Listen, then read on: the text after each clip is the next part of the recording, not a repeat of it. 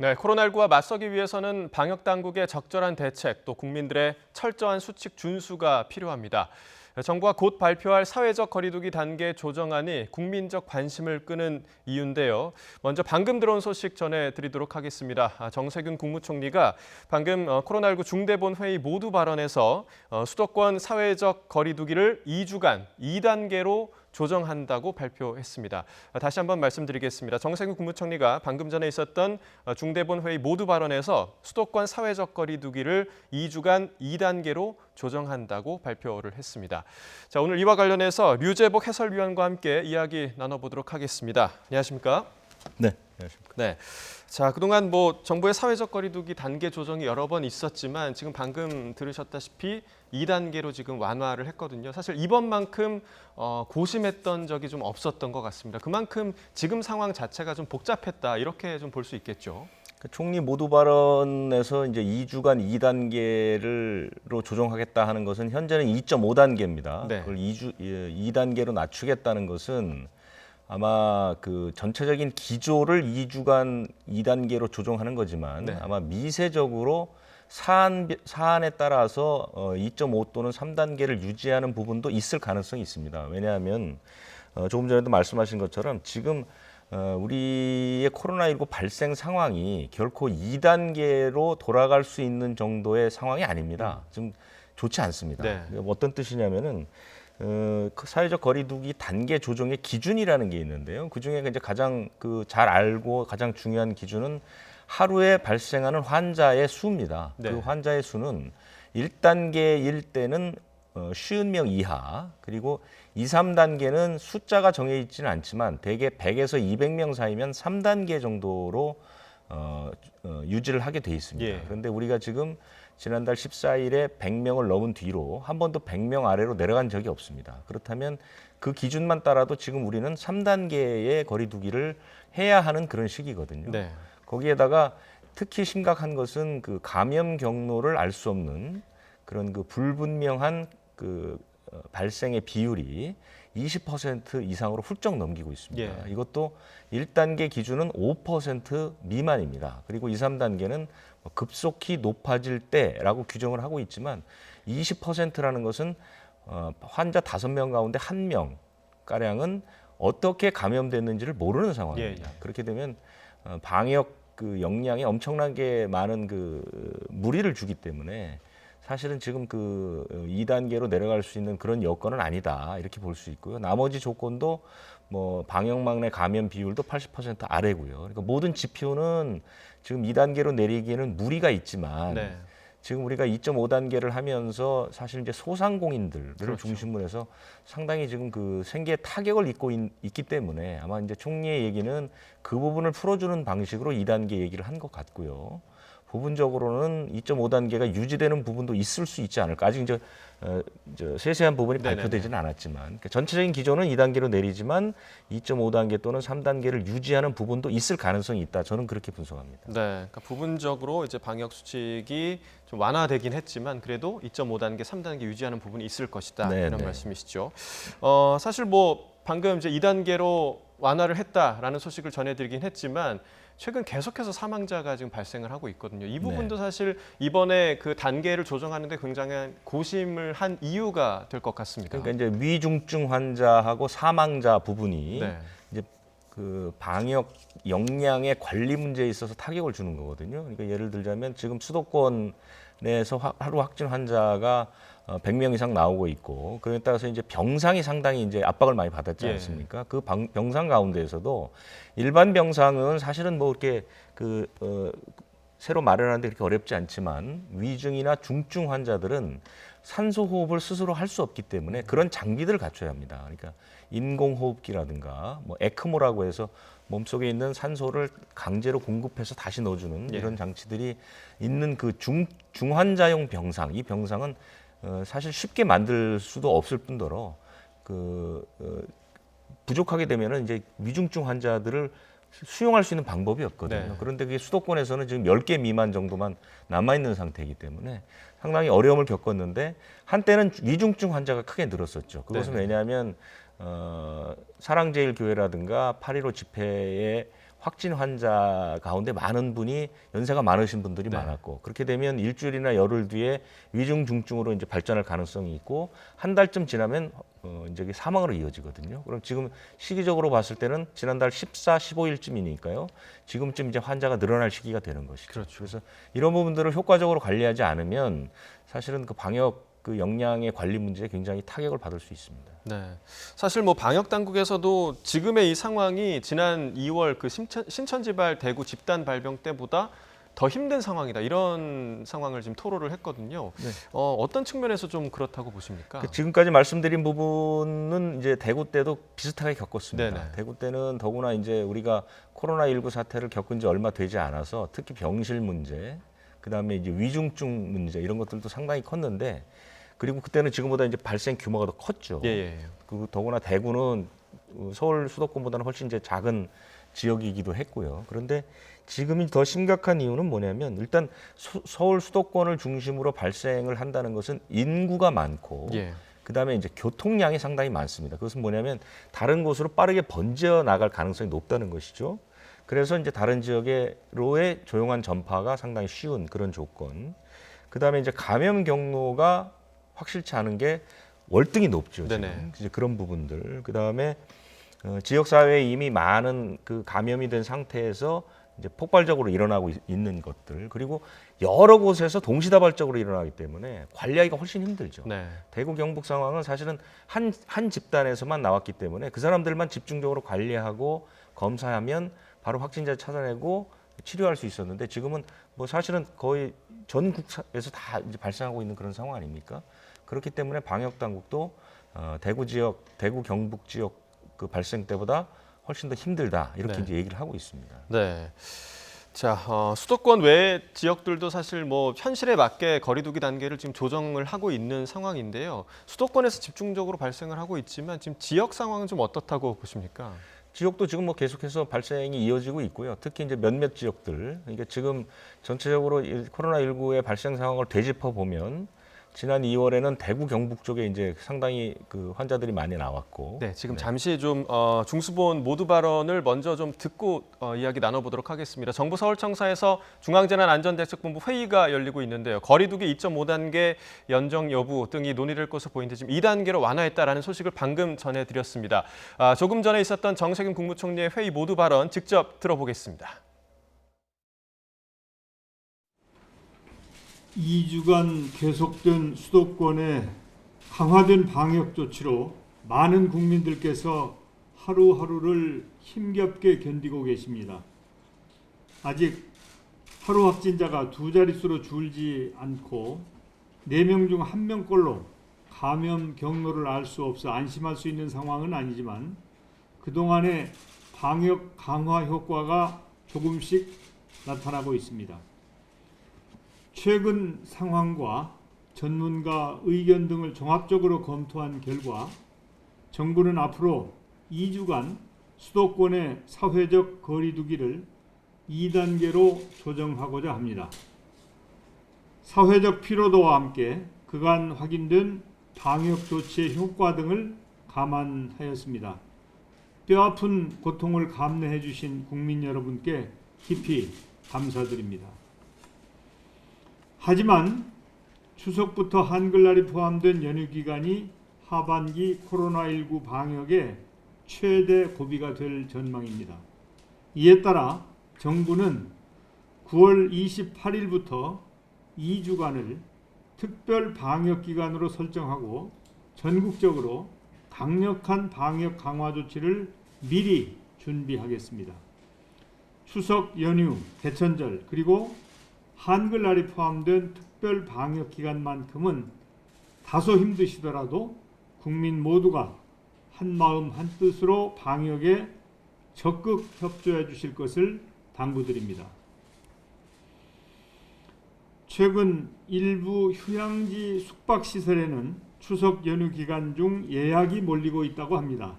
고향 대신 휴양지로 많은 분들이 몰리게 되면 방역 강화 취지가 무색해질 뿐만 아니라 방역에 적극 협조해주고 계신 대다수 국민들께 허탈감을 드릴 것입니다. 이번 추석만큼은 코로나19 확산을 막기 위한 이동 자제 노력에 적극 동참해 주실 것을 간곡히 부탁드립니다. 코로나19에서 회복된 후 일상으로 복귀한 환자 중 많은 분들이 어려움을 겪고 계십니다. 몸속 바이러스는 사라졌지만 알 수 없는 후유증으로 고통받는 분들이 많다고 합니다. 미국과 유럽 등지의 연구 결과에 의하면 호흡곤란, 피로, 폐 손상 등 다양한 후유증이 속속 확인되고 있습니다. 젊은 층은 물론 모든 연령층이 코로나19의 경각심을 가져야 하는 이유가 여기에 있습니다. 우리나라도 현재 조사가 진행 중입니다만 방역당국에서 후유증에 대한 관리 방안도 함께 검토해 주시기 바랍니다. 또한 코로나19에 걸렸다가 회복되어도 상당수가 확진자라는 사회적 주홍글씨로 인한 심적 부담을 호소합니다. 지금은 누구라도 코로나19에 감염될 수 있는 상황입니다. 국민들께서는 역지사지의 자세로 환자의 입장을 먼저 생각해 주시기 바랍니다. 비난과 혐오로는 코로나19와의 전쟁에서 결코 승리할 수 없으며 우리 공동체에 씻을 수 없는 상처만 남게 됩니다. 지금 우리에게 가장 필요한 것은 격려와 지지입니다. 서로 간의 응원과 연대 그리고 배려와 양보로 지금의 위기를 함께 극복해 나갑시다. 감사합니다. 네, 정세균 국무총리의 모두 발언 함께 듣고 오셨습니다. 앞으로 2주간 사회적 거리 두기를 지금 현재 2.5단계에서 2단계로 완화해서 유지를 한다라고 발표를 했고요. 그동안 방역 조치 효과를 좀 감안한 결정이고 또 국민들께 고통을 견뎌줘서 감사한다라고 전했습니다. 하지만 최대 고비가 계속되고 있는 가운데 9월 28일부터 그러니까 추석 연휴가 포함된 그런 추석 연휴 등의 휴일이 포함된 9월 28일부터 2주간은 전국적으로 특별 방역 기간을 정해서 최대한 좀 방역 효과를 좀 높인다라는 계획인데요. 또한 코로나19 감염에 대한 후유증이 계속되고 있어서 후유증에 대한 관리 방안에 대한 마련을 좀 요청을 하기도 했습니다. 계속해서 좀 류재복 해설위원과 이와 관련해서 이야기 나눠보도록 하겠습니다. 지금 발표를 좀 함께 들으셨는데요. 특별히 좀 주목할 부분이 9월 28일부터 2주간 특별 방역 기간을 설정을 한다라고 발표를 했습니다. 네, 어떻게 보십니까? 예고가 됐던 것이고요. 예. 이제 한번 그 구체적인지는 않았지만 네. 그 큰 틀에서의 그 안이 나왔었죠. 그 중에 이제 중요한 것은 그 특별 방역 기간을 정하지는 않았지만 추석 연휴 기간 동안에 일단 고향 방문을 자제해달라는 그 강력한 요청이 있었습니다. 네. 그래서 이번 추석에는 부모님들을 만나러 가기보다는 인터넷을 통해서 뭐 차례를 지낼 수도 있고 인사를 올릴 수도 있고 성묘를 할 수 있는 그런 각 방안들이 보건복지부 차원 그리고 지방자치 차원에서 지금 마련이 되고 있습니다. 네. 그리고 두 번째는 이동량을 줄이기 위해서 열차표를 반만 예매를 했습니다. 그러니까 아마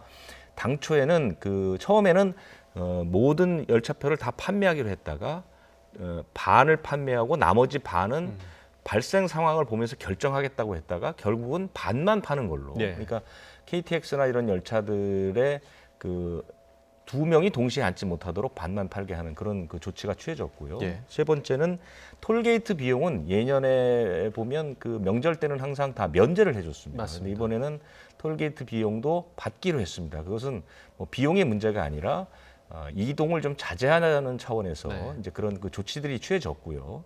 아마도 이제 곧 있으면 이 특별 방역 기간 동안에 구체적인 방역 방안, 그 다음에 이제 그 조치들이 차례로 나올 것으로 보입니다. 대개는 국민들의 이동을 최대한 자제하는 방식, 그리고 왜냐하면 이 추석과 연휴가 끝나게 되면은 자칫 잘못하면 엄청나게 많은 확진 환자가 나올 수 있는데 예. 그것을 우리가 쉽게 명절 때 우리가 어떻게 이동을 했고 어떻게 사람을 만났는지를 한번 이렇게 반추해 보면 쉽게 나올 수 있는데요. 대개 명절 때를 떠올려 보시면 그 버스터미널이라든가 기차역에 사람들이 엄청나게 많이 몰려서 바글바글한 상태로 그 차량을 이용하지 않습니다. 그렇죠. 이게 밀집할 수 있는 조건들, 그리고 고향을 돌아가다 보면 차가 많이 막히니까 휴게소 같은 데 들리면 또 휴게소도 앉을 자리가 없을 정도로 사람이 많거든요. 네. 또 밀집할 수 있는 그런 조건. 그리고 고향에 가면 전국 각지에서 사람들이 다 모입니다. 지금은 우리나라도 지역 사회에 바이러스가 광범위하게 감염되어 있다는 것을 전제에 두고 그렇게 각지에서 모인 사람들이 며칠 동안을 밀접적으로 접촉합니다. 네. 서로 만나서 인사도 나누고 식사도 같이 하고 시간도 같이 보냅니다.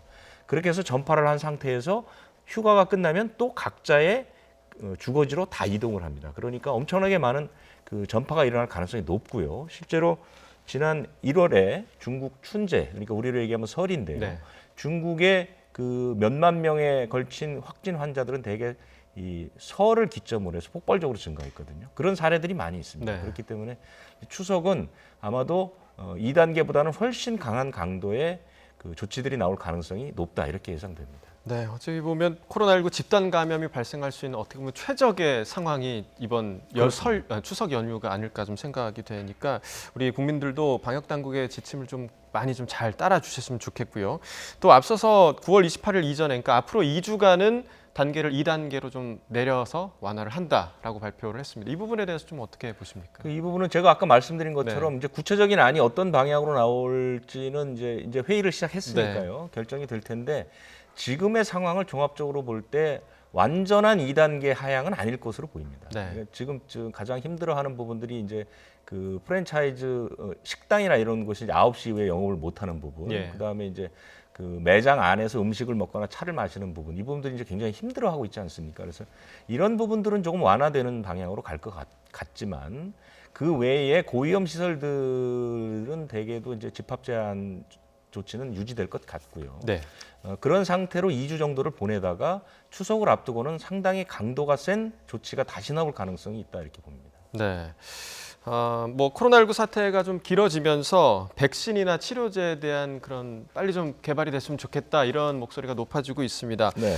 아스트라제네카가 임상 시험 도중에 얼마 전에 문제가 생겨서 좀 시험을 중단을 했다가 다시 재개했다 이런 소식 저희가 앞서서 좀 전해드렸는데요. 네. 이 부분에 대해서 좀 설명을 좀 해주시죠.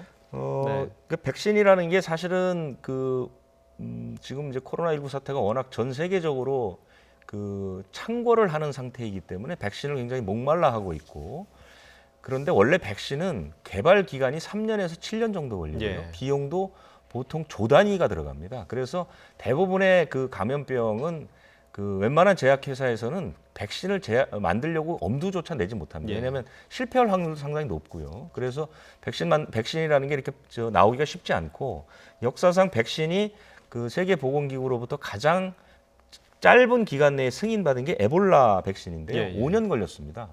그러니까 지금 우리가 1년도 안 된 상태에서 벌써 백신이 나오는 것처럼 얘기하는 것은 좀 상당히 섣부른 그런 그 예측일 것 같고요. 이번에 그 아스트라제네카의 백신 역시 지금 2상, 3상을 하고 있는 중입니다. 네. 그러니까 백신은 상용화하기 전에 이제 1상, 2상, 3상을 거쳐야 되는데 2상, 3상은 그 대상하는 인원도 많습니다. 이 아스트라제네카의 백신은 3만 명을 대상으로 시험을 할 예정이거든요. 예. 그렇기 때문에 비용, 기간 이런 것도 굉장히 많고요. 그래서 3상까지 결과가 좋다 하더라도 또 어떤 부작용이 있을지 모르거든요. 벌써 2상에서 영국에서 부작용이 나오지 않았습니까? 이렇기 때문에 이러다가 시험이 중단될 수도 있고 예. 아예 취소가 될 수도 있습니다. 그런데 다행히 이제 영국의 방역 당국이 상황을 분석해 보니 시험을 계속해도 큰 문제가 없겠다라고 이제 결정이 내려져서 곧 이제 영국에서는 그 3상 시험이 들어갈 것 같고요. 예. 브라질도 그 아스트라제네카의 백신에 대한 그 임상 시험을 다시 이제 승인을 해줬기 때문에 브라질에서도 이제 들어갈 수 있을 것 같은데요. 그래서 아마 전체적인 그 아스트라제네카 백신이 나오는 그 스케줄에는 큰 차질은 없을 것 같아서 다행인데요. 네. 그래도 역시 올해 내년 초에 나오기는 그렇게 쉽지는 않아 보입니다. 네, 마음으로는 빨리 백신 치료제 또 다 개발됐으면 좋겠지만 그래도 여러 가지 시험을 거쳐서 안전한 백신이 개발되길 그렇습니다. 저희가 좀 기대를 해봐야겠습니다. 알겠습니다. 여기까지 들어보도록 하겠습니다. 유재복 해설위원과 이야기 나눠봤습니다. 고맙습니다.